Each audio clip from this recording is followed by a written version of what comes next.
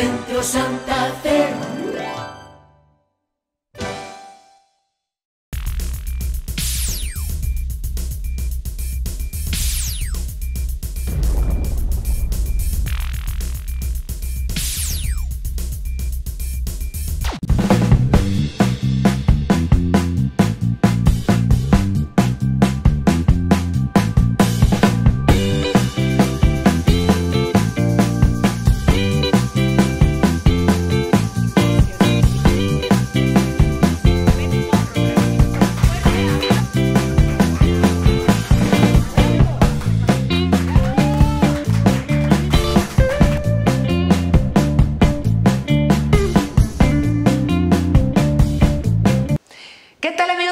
Bienvenidos a una emisión más de Entrevista con Luana Garde, servidora. Y bueno, como lo prometido es deuda, esta es la segunda parte de una entrevista muy amena a un personaje muy querido en México, el líder de Consulta Mitofsky, el señor Roy Campos. Gracias por lo de querido. Pues sí, eres querido, muy ameno, muy coloquial.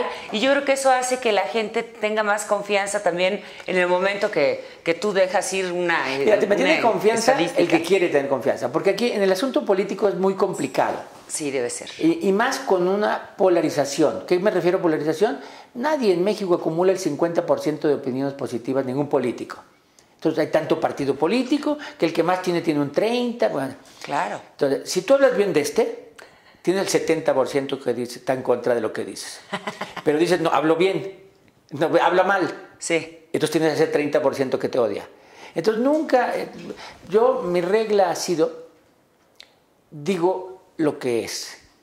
Me vale lo que piensas. O no se enoje. Claro, Y sabes que esa es una enseñanza de alguien a quien yo admiro mucho, ya sé que en ese momento los que no lo admiran se me echan encima, que es Joaquín López Dóriga. O sea, yo también lo admiro mucho y lo quiero más. Lo quiero. Sí, ¿no? sí, cómo no. ¿Por qué? Porque en momentos difíciles él siempre ha estado presente, sabe ser amigo, es buen maestro de periodismo. Bien. Pero él alguna vez me dijo, mira, no estamos para que nos quieran. Claro. Estamos para que nos respeten. Es como los hijos. Sí, no, o sea, se trata de... Es como los hijos. De verdad lo digo. Pero si te quieren. Esos terminan queriéndote. Pero aquí no se trata de que te quieran, se trata de que te respeten. Claro. Es decir, que sepa que vas a decirlo, sea bueno o sea malo. Qué difícil, ¿verdad? Sí, es difícil. Es muy difícil, porque aparte, bueno, ahorita ya se abrió muchísimo, gracias yo creo que a Vicente Fox se expandió bastante y qué bueno que existió ahora, lo vemos a la distancia, una apertura tan maravillosa en la libertad de expresión como yo digo que no es gracias a Vicente Fox, o sea, él sí vino a hacer un paradigma en el cambio. Un parteaguas. Sí, pero aún así tuvo que utilizar a los medios como control de medios, porque fíjate, tú te imaginas que a Vicente Fox en época de redes sociales Vivó, lo acabó Vicente Fox. Sí, tú te imaginas a Vicente Fox en la época de redes sociales. O sea, todo lo que hubiera dicho es el yo por qué, o sea, como si hubiera el yo por qué, ¿no? Como si a Peña Nieto, por el ustedes que hubieran hecho, le hicieron un escándalo, imagínate el yo por qué, no leas, mujeres de cuatro patas, mujeres, ¿cómo? Lavadoras de cuatro patas. O sea, todo lo que decía se volvía, cena si te vas, ¿no? Aquí huele mi rey. Aquí huele mi rey. Al rey Juan Carlos, que fue precioso, ¿no? Bueno, a Marta Sagún que le hubieran dicho la Rabina Tagore. O sea, todo lo que aparecía. No. Fox hizo un cambio en la comunicación porque de alguna manera le quitó protocolos. Sí. No, el real cambio en esta libertad de expresión son los smartphones, los teléfonos inteligentes. Ok. Porque estamos conectados todo el tiempo. Impresionantemente. Sí. Ni siquiera el internet, sino los teléfonos inteligentes. Claro. Porque si hubiera redes sociales que tuvieras que checar en tu computadora, pues cuando no estás en la computadora, pues no la desconectas, claro. Pero estás conectado con tu celular. Sí, caray. Y entonces, fíjate nada más, en términos de política, 2006, un conflicto postelectoral, tomas de reforma, la elección del 2 de julio se decidió hasta el 5 de septiembre, todo lo que quieran. Había en México 1 millón de teléfonos inteligentes. Hoy hay 103 millones. No. O sea, tú imaginas lo que hubiera sido 2006 con 103 millones de teléfonos inteligentes. Claro, tiran a... No toman reforma. No toman reforma. Toman el país. Claro, toman el país, claro. O sea, toman carreteras. Claro. La comunicación era los medios tradicionales. Claro. Y durante esa época del conflicto postelectoral, cuando estábamos pensando en el conflicto postelectoral, toma reforma, aparecieron unos pescadores de Nayarit y desviaron la atención a estos pescadores. Me acuerdo, los que se perdieron, los náufragos. Que tuvieron como 8 años en la No, pero estuvieron varios. Sí, pero fue cierta esa historia. Comieron peces voladores. Sí, increíble, increíble. O sea, y llegaron bien gorditos. Yo creo que no. Y nada deshidratados. Yo Claro creo que no fue no. cierta. Claro que no, y le quitaron toda la presión. Exacto. Hoy no pasara con redes sociales. Hoy no pasara con smartphones. ¿Cómo ves ahorita el mundo político, para empezar, en nuestro país? Tú que eres vamos a decir, un experto. Muy como feo, dices. y ya amerita hacer un gran cambio de sistema político en el mundo. ¿Y cómo se daría para ti? ¿Cuál sería la manera ideal de que se diera un cambio? A ver, que hubiera gobiernos más... Aquí en México. En México y en el mundo, sí. Es que las decisiones de gobierno, que todas las decisiones de gobierno, asignación de obra pública, supervisión de los policías, todas tuvieran una parte de decisión de ciudadanos no metidos a la política. Claro. O sea, de una parte de decisión. Eso se llama gobiernos abiertos. Civiles. Gobiernos que es... De repente los políticos dijeron, pongo una página de internet donde te digo todo lo que gasto. Sí, lo que yo te digo. Lo que no te digo no lo ves. Claro. Es lo que yo te digo lo ves. Sí. No, en los gobiernos abiertos, no. Tú estás sentado en el escritorio. O sea, tú sí estás... Entonces nos vamos a reunir para ver qué constructora hace ese puente. ¿Sí? Aquí están los ciudadanos viéndolo. Claro. O sea, están viendo cómo decisiones y cómo calculamos el precio. Oye, ¿por qué se lo das a él si este era más barato? Claro. O sea, entonces están ahí viéndolo. Eso se llama gobiernos abiertos. Entonces, yo creo que tiene que tender hacia más participación de los ciudadanos en las decisiones. No en revisar, sino en la toma de decisiones directa. Y eso yo creo que tiene que ser rápido, porque si no se está acabando. Pues nos quedan como 2 años para poder hacer de este gobierno, pero de este sexenio. Pero el siguiente también es gobierno.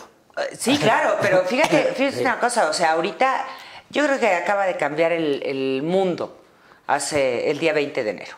Si el 20 de enero es una nueva era del mundo. Es el mundo antes y después de Trump. Sí. Yo indudablemente lo creo, sí. Y yo creo que tú también lo ves así. Sí. Entonces, de alguna manera, México es el primer involucrado, y vamos a decirlo, atacado, vituperado, mofado por este señor. Entonces, ¿cómo podemos hacer para encontrar políticos que verdaderamente sean más abiertos, que hablen las cosas, digamos, no como Vicente Fox, porque él es una persona que dice lo que piensa, menos político no tiene nada que perder. No, ahorita sí no, pero tenemos políticos que se guardan demasiado, ¿no lo sientes? A ver, para mí, ¿cómo está el asunto? Trump es un bully. O sea, es un buleador que intenta amedrentar. O sea, entonces voy a mostrarte mi fuerza. De hecho, hasta lo escribió alguna vez en sus libros de negocios, que él llega y trata de amenazar, y depende cómo reacciones, es como te voy a tratar después. Claro. ¿No? Entonces, él llega y atacó al más débil de los que puede ver. Como en su reality show. Pero al más débil. Dice, a ver, a China, después le doy a China, ¿no? A Alemania, después le doy a Alemania. A todos les voy a dar después. Pero el más débil es México. Claro. Tienen un presidente que no es apoyado por la mayoría, tienen un problema económico, inseguridad, migración, corrupciones, están metidos hasta el tuétano en todo lo malo, a ellos les doy. Y entonces llega y nos da. Y entonces nosotros, como muy valientes, a ver, aquí estoy, nos va a dar. O sea, nos va a pegar. Ahora, si lo noqueamos es empate. O sea, no hay forma de ganarle por la buena. Tampoco hay que ganarle por la mala. No digo que hay que jugar malo, no. Pero es hora de que Trump es una amenaza al mundo. ¿Al mundo? Y al mismo Estados Unidos, pero al mundo. Claro, empezando por ellos. Aquí es hora de que México busque justo la comunicación con todos los que se sientan amenazados y no ir juntos. Esos líderes no tienen que estar en México. Esos líderes pueden estar en Francia. Claro. O en Canadá con Trudeau. O sea, se tiene que hacer como un bloque para enfrentar a este bully. Y tú mismo decías fuera del aire que los mismos gobernadores que se le han puesto, se le han encarado y han dicho, aquí tú no me vas a venir a decir lo que los artistas en Hollywood, los deportistas, periodistas, o sea, gente muy respetada a nivel mundial, porque hay que decirlo. Si algo bueno tiene ahorita en este momento es que solo va a durar 4 años. Vamos a ver la reelección, pero en la reelección, a como viene Trump, el activismo que va a haber en la reelección del 2020, sí, claro, va a ser impresionante. O sea, van a estar todos los artistas saliendo a la calle, claro, deportistas, los jóvenes entre lo que está haciendo Trump es los famosos Dreamers. Sí, sí, sí. O sea, les está quitando oportunidades a los Dreamers. Entonces, tanto nacionales como los que están buscando el sueño americano. Fuerte. Entonces, lo único bueno que va a hacer es que el activismo en el 2020 va a ser impresionante. A nivel mundial. A nivel mundial. Porque lo vimos ahora que tomaron calles a nivel mundial. A nivel mundial. Bueno, como decías tú, excepto en México, que se tomaron, fuimos muy poquitas. Sí, yo no fui, la verdad. Es que no me enteré. No hubo llamado. No me enteré y lo puedo decir. Yo claro que hubiera ido. Sí, no hubo llamado, pero iban disfrazadas con consignas en todo el mundo, se reportó, pero el reporte era para que aquí en México hubiera habido en cada ciudad fronteriza, México, Guadalajara, Monterrey, las capitales, hubiera salido de las universidades. Hubiéramos salido millones de mujeres, claro. ¿No? Como pero nos ve muy débil. ¿Pero por qué? Porque en México estamos peleados. Los unos a los otros. Sí. Y entonces, si llaman los empresarios, entonces no van los maestros. Si llaman los maestros, no van los empresarios. Si llaman los de un partido político, no van los de otro. O sea, estamos partidos y entonces estamos enfrentados, partidos estamos enfrentando al bully, al duro. Y dicen que la mejor manera de ganar una batalla es dividir al enemigo. Y ni siquiera tiene que dividirnos, ya nos encontró. Ya están divididos. Somos como las langostas, ¿no? Sí. Como dice la paradoja esa de... No nos dejamos subir. Claro, esa déjala destapada porque ellos solitos se jalan para abajo. Sí. ¿Ahorita encuentras alguna esperanza de algún político para los comicios del 2018 que sea pues un poco más favorable? A ver, ¿qué necesita el próximo? Ese es el asunto. ¿Qué necesita? ¿Está un liderazgo brutal para empezar? Sí. Muchas anginas. Que llame cierto consenso. Que llame cierto consenso. Si el que gana por un punto, va a tener problemas. Claro. Si el que gana cuestionado de fraude, va a tener problemas. Pero aquí ha pasado eso como que últimamente, en los últimos sexenios. Salvo cuando gana la oposición. Mira, cuando ganó Fox, nadie cuestionó. No. Porque ganó la alternancia. En el 2006 cuestionaron porque era el mismo PAN. Y en el 2012 porque es el mismo PAN y el PRI es lo mismo. O sea, no hubo la alternancia. Claro. Si aquí llega y triunfa o López Obrador, o un independiente, o sea, que gane alguien que sí sea como una oposición, entonces sí la creo. Ok. Porque no fue el poder que le obstaculizó. Sí, no es el PRI. Entonces, se requiere cierta legitimidad del que llegue. Se requiere que el que llegue entienda que no va a gobernar para un grupo. Sino para una nación. El problema que tenemos es la exclusión. Si tú ves simplemente en los últimos 18 años, ¿cuántos secretarios de Estado han sido de la UNAM? Es con los dedos. Santiago Krill, Rosario Robles, José Narro, con los dedos. Entonces, a ver, ¿cómo que la mayor universidad de este país ha sido excluida de los resultados de las decisiones del país? Claro. Porque son excluyentes. Entonces, llega un gobierno y gobernó con la Ibero, con el ITAM o con la Libre de Derecho. No, y deja tú, se van a con maestría en Harvard y que tienen otro tipo de posibilidades, ¿no? Excluyen grupos importantes. Entonces, que el que llegue tiene que decir, tengo que incluir, para que todo el mundo se sienta representado. Claro. O sea, el que llega tiene que tener como un periodo de unidad para decir, primero es México. ¿No? Tiene que tener un pensamiento histórico.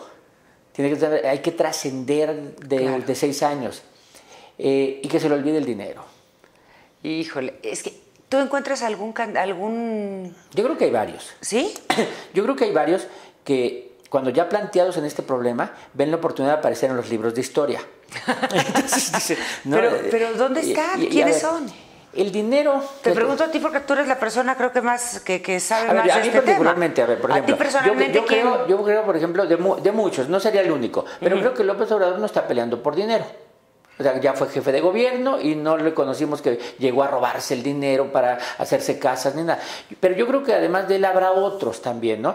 Yo creo, por ejemplo, independientes que se han mencionado como Álvarez y Casa, por ejemplo, que tampoco veo que venga por dinero, o Manuel Cloutier, o Enrique Alfaro de Guadalajara, de Jalisco. O sea, hay varios. Y en los partidos, o sea, si tú me dices en el PAN, pues en el PAN se ven de repente 3, pero hay más. O sea, y puede haber más. Yo creo que los que se ven no son los mejores. ¿Mejores para qué? ¿Para competir o para gobernar? Para gobernar. Es que es el problema. Para gobernar el para país. Para gobernar primero hay que ganar una elección. Sí. Y entonces primero hay que ser bueno para competir. Este sistema es así. No se elige al mejor, sino se elige al que hace mejor campaña. Lo cual es terrible. Sí, lamentablemente. No, sí y no. Si el que hace mejor campaña se rodea de buena gente, de esos buenos se Puro rodea. brillante, claro. Entonces, de hecho, fíjate, el Benito Juárez no fue tan bueno. De hecho, yo no lo admiro mucho a Benito Juárez, pero qué gabinetazo. Claro. Justo Sierra. O sea, empieza a haber intelectuales y todos muy buenos.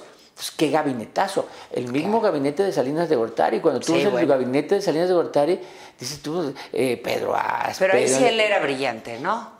Pero no, nadie decía que era brillante hasta que llegó a presidente. Claro, nadie ni se veía. No llegó por brillante. No, nadie lo vio incluso. No, su brillantez fue rodearse de brillantes. Sí. Claro, pero también ese es una... claro. Ese es un don. Tener la humildad. Pararse en los hombros de los gigantes. Claro, tener la humildad para reconocerte más pequeño, pero tener el poder para poder escoger a los grandes que te van a rodear. Y de mucho tipo, que te cuestionen, que te hagan pensar. ¿Tú cómo ves tú la víspera para estos próximos 2 años que nos esperan de lo que resta? A ver, muy complicado. Primero, es imposible ocultar que hay problemas de la economía. Gasolinas, o sea, ¿no? Recortes. Y que tenían que darse. Técnicamente tenían que darse en ese momento. Sí. El problema es que si no se dieron en ese momento por culpa de decisiones anteriores. Claro. O sea, a ese momento ya parecía que no había de otra, como se dijo, técnicamente. Sí, pero ¿por qué llegamos a ese momento? Claro. Hay un problema. Bueno, pero entonces, viene arrastrándose. 1, gasolina. 2, inseguridad. A ver, ¿dónde decir que no hay inseguridad? A ver, si alguien me dice que no hay inseguridad, lo invito a que durante un mes pase por las carreteras de México a ver si no pasa nada. O sea, si tiene problemas. No, y allá de tu tierra también, pero ¿verdad? no nomás Sinaloa. A ver, Michoacán, Guerrero, Oaxaca, Tamaulipas, Coahuila, Durango, Chihuahua, San Luis, Zacatecas. Dime un estado. El mismo Cuernavaca, acá de este lado, así muy cerquita. No hay una carretera que dices que en la noche puedo circular como podríamos circular antes y conocer lugares. No, vámonos a Acapulco ahorita, ¿no? Y llegabas a la... Playa del Carmen hace poco. Sí, oye, sí. Increíble. No hay, pero tenemos economía, tenemos seguridad, corrupción, problemas políticos.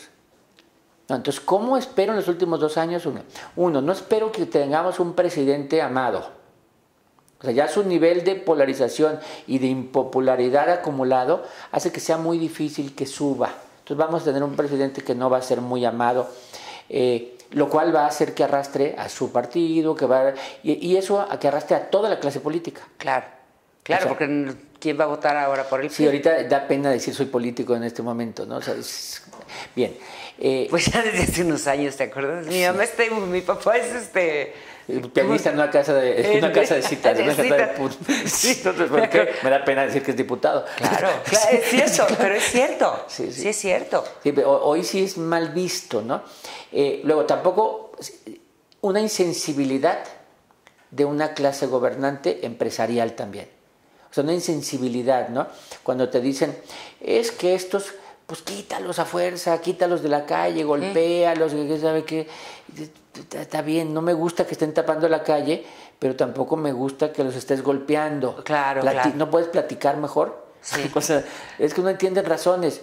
Y tú ves cómo viven unos y cómo viven otros, y dices, bueno, unos piensan así y otros piensan de otra manera. Claro. Me acuerdo una reunión que estaba ayudándoles a un grupo de empresarios sobre la situación de México, y entonces me contrataron para que les dé una plática, y les digo, alce la mano, alguno de ustedes que se haya subido en los últimos 10 años al metro.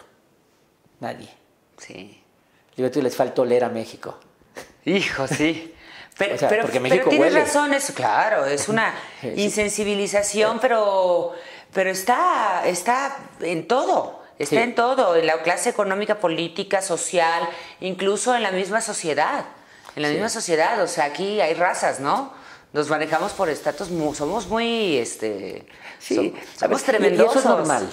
Sí, claro. Es normal. Es normal, mientras haya tolerancia. O sea, es normal. O sea, a ti les gusta de repente llevarte con quienes son iguales a ti, quienes estudiaron lo mismo que tú, quienes estudiaron las mismas escuelas, viven en las mismas colonias. Está bien, es normal. Mientras no haya intolerancia. Mientras no es, ay, es que esos indios, ¿no? O sea, no, esa parte de la intolerancia, Sí, claro. ¿no? O la preferencia sexual, o el color de piel, o el nivel económico, Claro. o la forma de vestir, y que empieces a hacer discriminar y querer poner muros. Claro. Son muros. Sí, claro. Son muros invisibles, pero existen. Son simbólicos, muros. Yo hablo aquí, ¿te acuerdas? ¿Has pasado por Avenida de los Poetas? Aquí por los puentes de los Santa Fe, poetas sí, que están claro. rumbo a Santa Fe, aquí en la Ciudad de México. No me sé, ¿Tú ves? yo subo por Constituyentes, yo no me sé por ahí. Hay una parte donde está toda la parte hermosa Y la otra parte... y la otra parte yo digo que es Tijuana y Sí. San Diego. Y San Diego, sí. O sea, así se ve de diferente. Y son muros. Son Sí. muros invisibles que tenemos en este país. Ahora bien, los políticos, ahorita, a nivel mundial, todo lo que está sucediendo, ¿cómo ves? Bueno, tú que eres el experto, ¿cómo vislumbras que pasen estos 2 años que vienen? Mira, el chiste es en que el en el mundo, planeta? la corriente que en el mundo ha subido no es izquierda ni nada, porque hay todas editoriales que dicen es que la izquierda no, es el antisistema. Sí. O sea, este movimiento que se queja de todo lo político y que ha dado pie a que, por ejemplo, en Guatemala hoy el gobernante sea un comediante, en Grecia Tsipras, que decía no vamos a pagar deudas, Podemos en España, que salió gente de la universidad, Colombia votar contra la paz, en el otro lado contra el Brexit, Trump, aquí por ejemplo movimientos como el Bronco en Nuevo León. Increíble. O sea, que surgen estos movimientos porque son la antipolítica. Bueno, este movimiento de antipolítica tiene un problema. La antipolítica es un discurso para acceder al poder, pero cuando ejercerlo no puedes ejercerlo como antipolítica.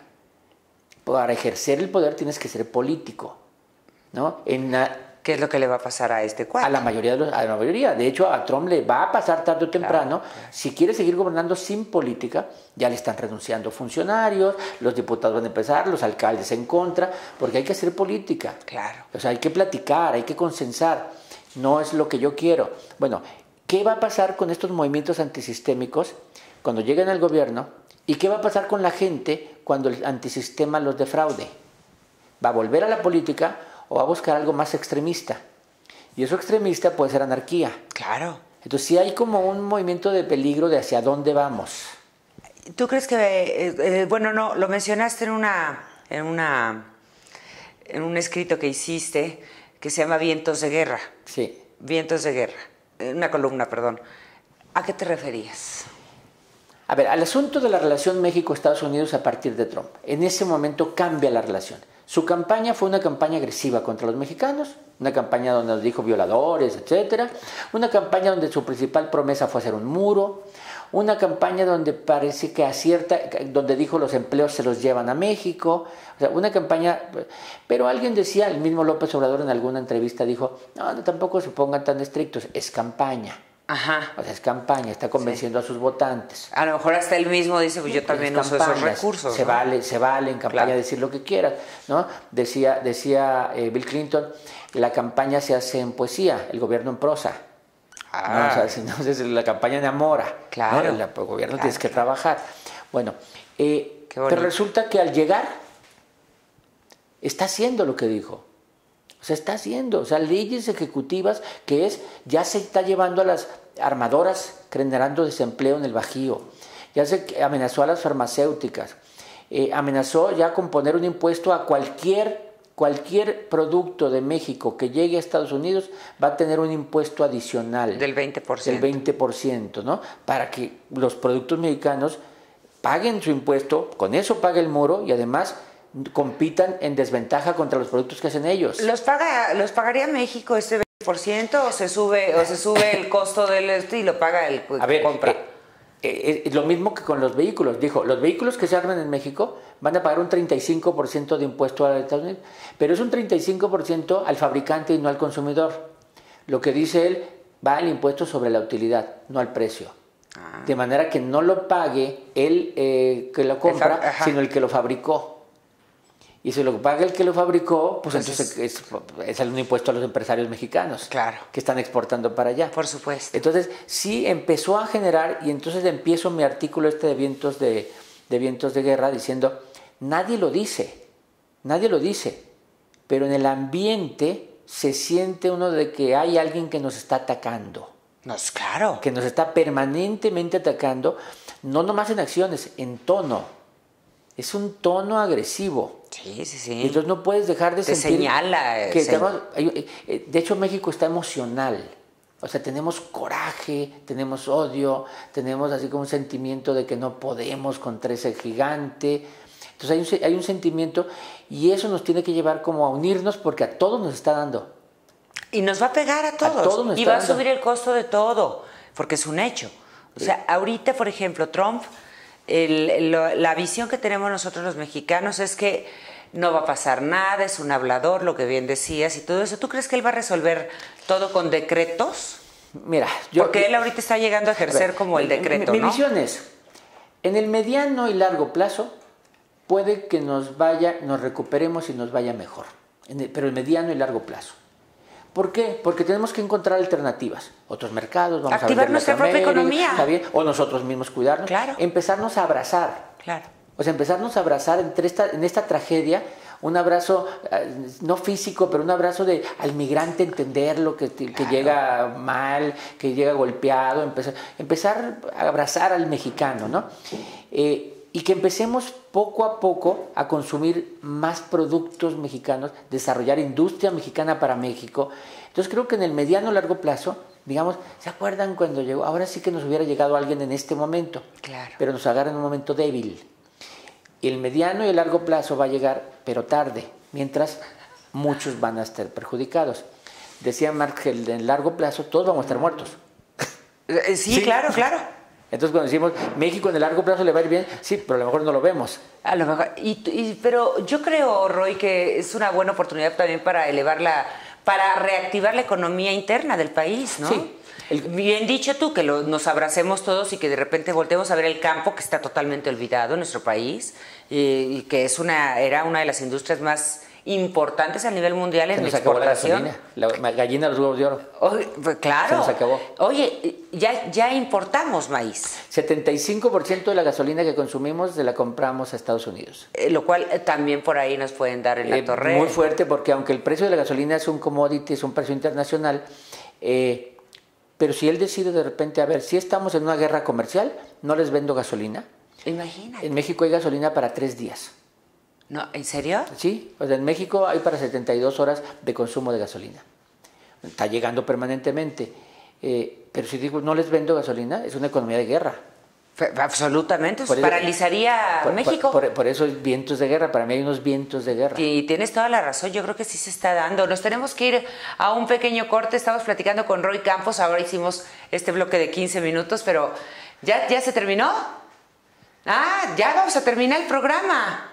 Ah, ya se nos terminó el programa, No, lo no. hicimos seguido, vamos a hacer el corte. Ya ves cómo fue muy ágil. No, muchísimas gracias, Roy. Yo creo a todas las personas que estén interesadas en acercarse más a Tito, porque tú también das cursos, conferencias, clases y mucho Le hago más. de ¿A todo. dónde? Platico, no doy conferencias, doy pláticas. ¿En qué diferencia hay? No, conferencias es como el docto. No soy docto. Bueno. Yo platico así de lo que pasa, de lo que está pasando, pero no, si tuviera las soluciones fuera otra cosa, ¿no? Yo la verdad es que platico lo que hay. Claro, y ahorita estamos en un medio en México, en una ebullición de doctos. Sí. En muchos temas. ¿Estás De de hecho, uno de acuerdo? los consejos que le doy a los políticos para usar redes sociales es entiendan que no son expertos en nada, porque el político se siente experto. Ahí en las redes sociales siempre hay gente que sabe más que ustedes, siempre. Siempre hay alguien que Siempre sabe hay más. alguien que sabe más. Y que te va a hacer Entonces, quedar así que no ridículo. empiezan ustedes como a dar doctrina de que les voy a explicar por qué el peso está bajando. No, ahí hay economistas que sí saben, ¿eh? Claro, claro, Entonces claro. no empiecen, entonces atrévanse a preguntar. Tienes toda la razón. Sí. Hay una diferencia enorme entre una plática y una Una conferencia. conferencia, Pero sí. todas las personas que se quieran acercar a Está ti, muy fácil. Mira, en redes sociales yo soy muy tuitero, soy de Twitter mucho. igual que Trump. Igual que Trump, ojalá. Le voy a estar atacando. A ver. Sí, hay que darle. @ Roy Campos. Y empresarialmente tengo una página que es www.consulta.mx, donde no es consulta médica. Han llegado casos de esos que me preguntan. ¿De verdad? Una amiga mía que quiere abortar. Entonces yo digo, no, Ay, le digo, no es conmigo. Bueno, estadísticamente dicen que... Es www.consulta.mx. Perfecto, mi Roy querido, muchísimas contrario. gracias. De verdad ha sido un placer enorme platicar contigo como el amigo y no como el doctor. Me gusta platicar. No, y eres un gran charlista. Te agradezco mucho tu espacio, tu tiempo, sobre todo porque ese ya no regresa. No, al contrario. Muchísimas gracias. Amigos y a todos ustedes, muchísimas gracias por haberme acompañado. No se pierdan la primera parte de esta entrevista con el señor Roy Campos. Y les recuerdo que está todos los miércoles en la mesa con el señor Joaquín López Dóriga. ¿A qué hora? De 1:30 a 3:30. De 1:30 a 3:30, también en Telefórmula y en radio. En radio. En Radio Fórmula. Muchísimas gracias a todos ustedes. Yo soy Luana Gardi y hasta la próxima.